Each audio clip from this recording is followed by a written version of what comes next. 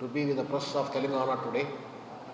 As introduced by Lingamurthy ji, we are all from Swadeshi Jagan Manch.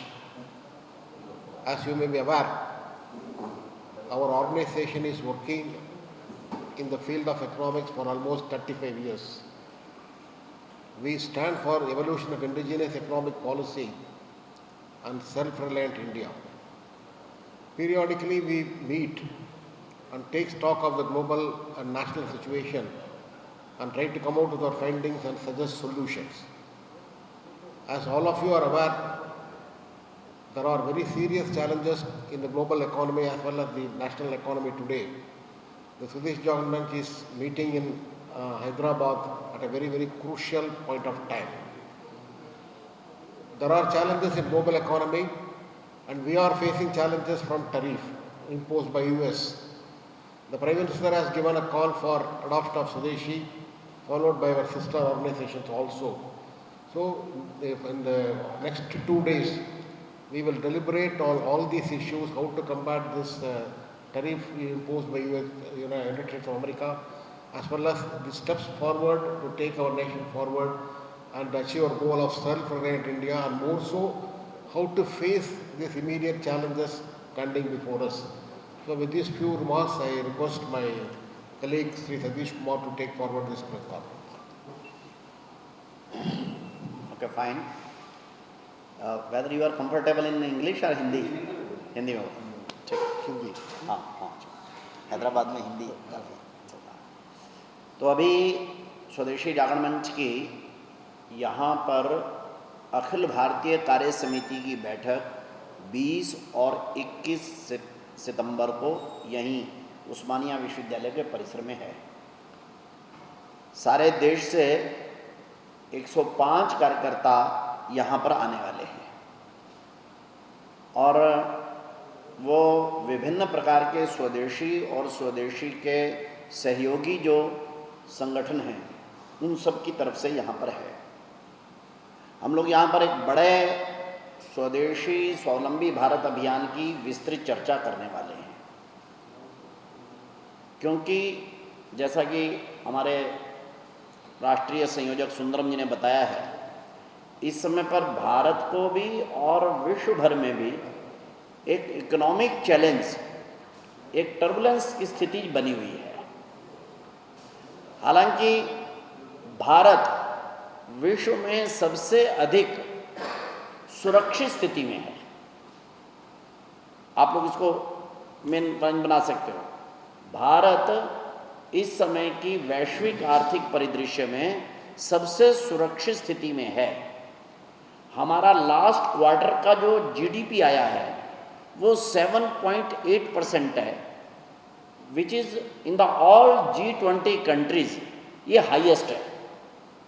और different Indian और American rating एजेंसियों ने भारत का annual growth rate 6.5 to 6.7 के बीच में प्रेडिक्ट किया है, जो कि दुनिया की किसी भी इकोनॉमी से 2 गुने से भी अधिक है। हालांकि इसके लिए जिम्मेदार तत्वों में एक बड़ा काम हुआ है कि भारत में GST 2.0 लागू हुआ है। स्वदेशी जागरण मंच भारत सरकार का ये जो निर्णय है GST के बारे में, उसका स्वागत करता है। भारत सरकार और प्राइम मिनिस्टर मोदी जी का अभिनंदन करता है। इस GST 2.0 में मुख्य रूप से जो टैक्स स्लैब है उसको 2 स्लैब में कर दिया गया, 5% एंड 18%। 40% पे तो कोई रेयर है, tobacco and some type of very luxurious items, वो अलग बात है। मोटे तौर पर ये पहले 4 स्लैब थी, अब उसको 2 में कन्वर्ट कर दिया, 5% एंड 18%। ये एक वेरी बोल्ड रिफॉर्म है। जिस समय पर इस टाइप पर सारी सिचुएशन बनी है, उस समय पर टैक्स कलेक्शन को छोड़ना, मेजर आइटम्स को 12% से 5% पर लेकर आना, जबकि हमारा tax collection GST collection it was going around 1.80, 1,80,000 crore रुपया पर मंथ हमारा GST कलेक्शन चल रहा था, which is the very highest. We were in the robust condition. But उस समय पर भारत सरकार ने एक अच्छा रिफॉर्म लाए हैं, उसका इंडस्ट्री ने स्वागत किया है, एम्प्लॉयमेंट सेक्टर्स ने स्वागत किया है, एग्रीकल्चर ने सेक्टर स्वागत किया है, every section of the society उसने जीएसटी के इस रिफॉर्म का स्वागत किया है। बहुत बड़ा काम सरकार ने किया है ये। इसके कारण से घरेलू डिमांड ये इंक्रीज होगी, इंडस्ट्री का मैन्युफैक्चरिंग इंक्रीज होगा और कुल मिलाकर एम्प्लॉयमेंट इंक्रीज होगा, जो किसी भी इकोनॉमी का एक बड़ा इंडिकेटर होता है। वैसे भी आप लोगों ने ध्यान किया हो कि इन्फ्लेशन इस समय पर जो आरबीआई की अपर लाइन है 6% के अंडर है, इसलिए महंगाई इस समय पर कंट्रोल में है। और जीएसटी के लागू होने के बाद और आगे फेस्टिवल सीज़न है, नेक्स्ट सितंबर, अक्टूबर, नवंबर में हमारे यहाँ फेस्टिवल सीज़न होता है, इसलिए ऐसा लगता है कि सेल और प्रोडक्शन ये बहुत तेज़ी पर जाएगी।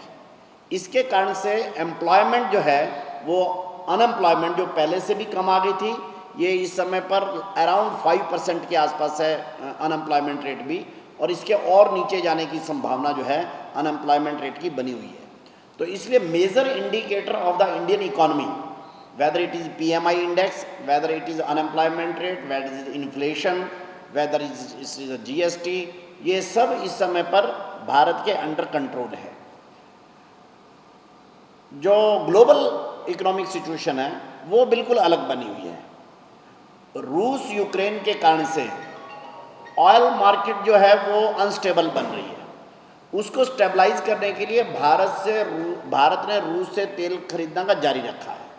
उसके कुछ इम्प्लीकेशन अमेरिकन टैरिफ के ऊपर हुए हैं हमारे, बट इसको भी समझना चाहिए कि भारत ने जो रूस से तेल खरीदने रखा, उससे ग्लोबल मार्केट में ऑयल के जो है रेट्स जो है वो स्टेबलाइज करने में भारत सफल हुआ है। सेकंड है चाइना की जो डंपिंग है, क्योंकि चाइना के जो एक्सपोर्ट टू अमेरिका थे वो अराउंड $350 बिलियन थे, जो कि अब घटकर $200 बिलियन से कम हो गए हैं। और चाइना ने उसका अपना सारा डंपिंग जो है भारत सहित दूसरे देशों में करना शुरू कर रखा है। ये एक बड़ा चैलेंज इंडियन इंडस्ट्री और इंडियन गवर्नमेंट को है, इंडियन इकोनॉमी को है, कि कैसे चीन की माल की डंपिंग जो भारत में हो रही है उसको हम रोक सकते हैं। This is the big challenge which we will discuss here also. And पहले भी स्वदेशी जागरण मंच जो है इस विषय पर कंटिन्यूसली काम कर रहा है। सेकंड बिगेस्ट चैलेंज भी हम लोग जानते हैं कि इजराइल और गाज़ा कॉन्फ्लिक्ट ये रुक नहीं रहा है, ये भी है। लेकिन अमेरिका का जो नया शासन आया डोनाल्ड ट्रंप के लीडरशिप में, उसने भारत सहित दुनिया भर पे डिफरेंट टैरिफ लगा दिए। तो 25% टैरिफ तो भारत पे उस पर लगाया, उसने सब देशों पर लगाया। कनाडा उसका बिल्कुल फ्रेंड कंट्री था, मैक्सिको फ्रेंड कंट्री था, यूरोपियन यूनियन सारी उसकी फ्रेंड कंट्री है, Japan friend country of America, सब पर लगाए हैं। भारत पर भी लगाया 25%, लेकिन भारत पर एक्स्ट्रा 25% इसलिए लगाया है कि रूस से हम तेल ले रहे हैं। बिल्कुल भी जस्टिफाइड नहीं है वो, किसी भी कारण से वो एक्सेप्टेबल भी नहीं है। बिकॉज जिस यूरोप का लड़ाई चल रही है उसके साथ, वो यूरोप ले रहा है उससे नेचुरल गैस। आप लोगों को मालूम हो रूस का नेचुरल गैस का सबसे बड़ा बायर स्वयं यूरोप है। और जो यूक्रेन क्या नाम है रशिया के साथ युद्ध में लगा है, वो यूक्रेन हमारे से तेल ले रहा है, और वो तेल जो हम रशिया से ले रहे हैं उसको हम शोधन करके भेजते हैं। स्वयं अमेरिका ये तेल लेता है वहाँ से, और फर्टिलाइजर्स और दूसरी आइटम रूस से लेता है। चाइना हमारे से भी अधिक तेल लेता है, लेकिन अमेरिकन गवर्नमेंट चूज टू क्या नाम है impose 25% tariff on India. This are very unjustified, और भारत ने उसको स्ट्रांगली कन्वे किया, अदर जियोपॉलिटिकल फोरम से इंडिकेट किया। एससीओ में प्रधानमंत्री मोदी गए तो उसके कारण से भी प्रभाव हुआ, और अमेरिका ने अभी टेंशन ईज करने के लिए अपना जो ट्रेड रिप्रेजेंटेटिव है उसका नाम है बेयॉन लिंच, उसको भारत में भेजे, और उन्होंने 7 घंटे की लंबी वार्ता हुई है। That is a positive step, और हम उम्मीद कर रहे हैं कि अमेरिका जल्दी से अपने ये 50% टैरिफ वापस ले लेगा और भारत के साथ एक समझौता हो सकता है। अदरवाइज भी भारत ने अपना जो एक्सपोर्ट है वो 40 अन्य देशों के साथ बढ़ाने के लिए डिफरेंट पैक्ट हमारे हो रहे हैं। यूएई के साथ हमारा एफटीए हो गया है, इंग्लैंड के साथ हमारा एफटीए हो गया है, ईयू से हम लोग इस दिसंबर में हम करने वाले हैं, फाइनल करने वाले हैं। हमारा समझौता काफ़ी लंबे समय से चल रहा है, तो ईयू से भी हमारा समझौता हो जाएगा। इसलिए भारत इंटरनेशनली इस समय ट्रेड की पोजीशन में डाइवर्ज करते हुए बहुत अच्छी स्थिति में जा रहा है। हमारे को पूरी उम्मीद है कि इस साल का हम जो अपना हमारा जीडीपी है, हमारा एक्सपोर्ट है, दोनों में एक्सपोनेंशियल ग्रोथ करेंगे। तो किसी को भी इस टैरिफ से डरने का कारण नहीं है।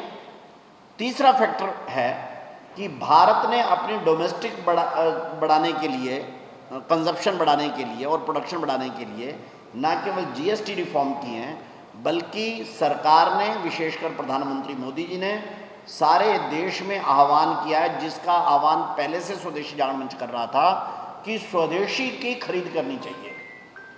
भारत अगर पूरी तरह से स्वदेशी खरीद पर आ जाता है, क्रय विक्रय पर, हमारे लोग इंडियन प्रोडक्ट्स को, लोकल प्रोडक्ट्स को खरीदने की प्रक्रिया करते हैं हर चीज़ में जो मैक्सिमम अवेलेबल है, और भारत की 90-95% चीज़ें लोकली प्रोड्यूस अवेलेबल हैं, क्वालिटी वाइज भी और प्रोडक्ट प्राइस वाइज भी दे आर कम्पिटिटिव आल्सो।